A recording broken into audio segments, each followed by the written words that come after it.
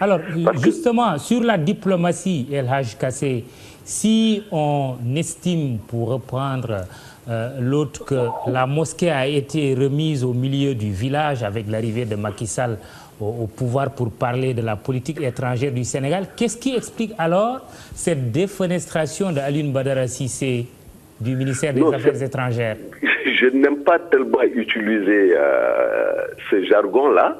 Je pense que tout simplement, il y a un recentrage. Alioune Badara Cissé est un membre éminent de l'APR, c'est un dirigeant de l'APR, et certainement le président Macky Sall a estimé qu'il peut être appelé, comme on dit, à d'autres fonctions, et que la diplomatie sénégalaise, dans le contexte sous-régional et international actuel, mérite qu'on y mette quelqu'un de chevronné, quelqu'un qui connaît les arcanes de la diplomatie, qui connaît les arcanes de la géopolitique sous-régionale, et qui puisse impulser la diplomatie sénégalaise de façon autrement plus novatrice. Je rappelle simplement qu'au moins les 2 ans qui ont précédé sa défaite, Wade avait fini par liquider tous les connecteurs entre le Sénégal et le monde. Je dis bien tous les connecteurs. Il n'y avait pas un seul ministre qui soit venu au Sénégal. Ouais, il n'y avait pas la visite d'un seul chef d'État.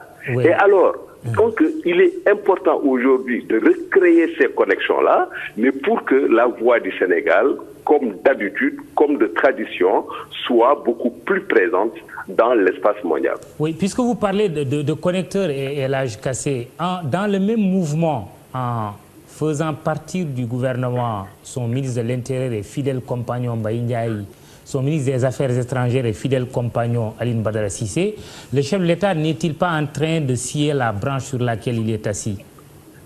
Vous savez, quand le président dit que la patrie prime sur le parti, ce n'est pas un vain mot.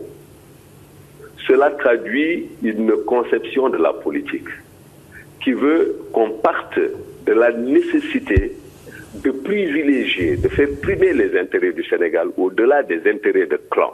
Et ça également, c'est un signal fort à la classe politique. Il faut que nous apprenions à nous élever au-dessus des intérêts spécifiques et claniques de nos partis. Ceci dit, mais Mbaye Ndiaye comme Alioune Badara Cissé ne sont pas exclus du champ de la majorité présidentielle. Il y a juste eu des glissements.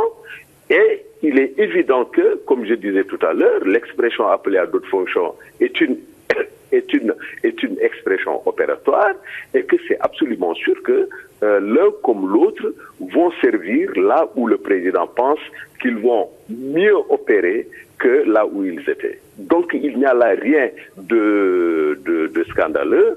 Le président ne suit aucune branche, a fortiori la branche sur laquelle il est assis. D'autant plus que la branche la plus solide, la branche la plus robuste, la plus coriace, c'est la branche du peuple sénégalais. C'est la branche des priorités du peuple sénégalais. C'est la branche des intérêts stratégiques du Sénégal.